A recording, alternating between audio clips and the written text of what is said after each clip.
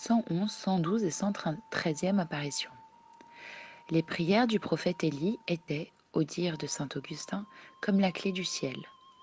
Ces mêmes paroles sont à bon droit appliquées à ces chrétiens pleins de charité envers les âmes du purgatoire. Parmi eux, sainte Thérèse doit être placée au premier rang, car ses prières en faveur des défunts avaient une merveilleuse efficacité. Elle raconte elle-même les efforts du démon pour la détourner d'un si charitable exercice. Un jour, dit-elle, je me retirai dans la chapelle pour y réciter l'office des morts. À ce moment, parut un monstre horrible qui se plaça tout à coup sur mon livre en sorte que je ne pouvais plus lire ni continuer mes prières. Je me défendis par des signes de croix et l'esprit maudit se retira par 3 fois. Mais il revenait me causer le même trouble dès que je continuais à lire l'office. Il m'était impossible de l'éloigner, si ce n'est en jetant de l'eau bénite sur le livre et sur lui. Dès que j'en eus jeté, il prit la fuite avec précipitation et me laissa achever mes prières. Je les avais à peine finies que je vis sortir un certain nombre d'âmes du purgatoire. Il ne leur manquait que cet office, et c'est pour cela que le démon, jaloux, voulait m'empêcher de le dire. De tant d'âmes dont le sort me fut révélé, je n'en vis que 3 monter au ciel sans aller au purgatoire. Une religieuse de son couvent venait de mourir. Thérèse, empressée de prier pour elle, vit l'âme sortir de l'église et monter droit au paradis.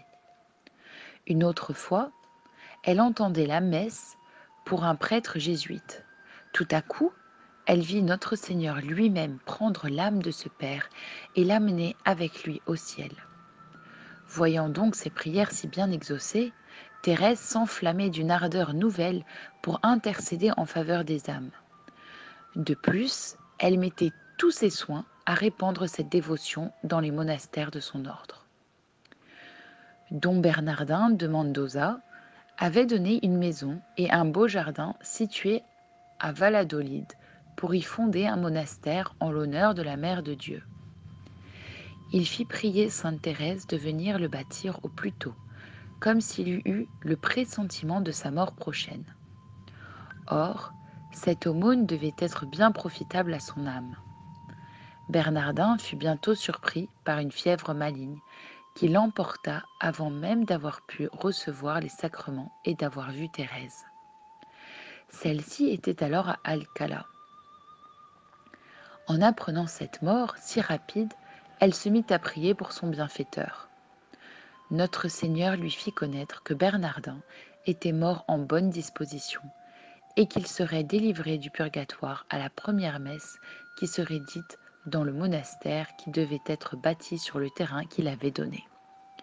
Sainte Thérèse partit tout de suite pour Valladolid afin de commencer la construction de ce monastère. Mais elle fut obligée de s'arrêter à Avila et d'y rester plusieurs jours. Comme elle s'y tenait un matin, en prière, notre Seigneur la pressa lui-même d'aller bâtir le monastère de Valladolid afin que le pauvre âme fût délivrée au plus tôt. Elle s'y rendit sans retard et fit commencer la construction. Mais voyant que cela prendrait du temps, elle obtint de l'évêque l'autorisation de construire une petite chapelle temporaire à l'usage de quelques sœurs qui l'avaient accompagnée.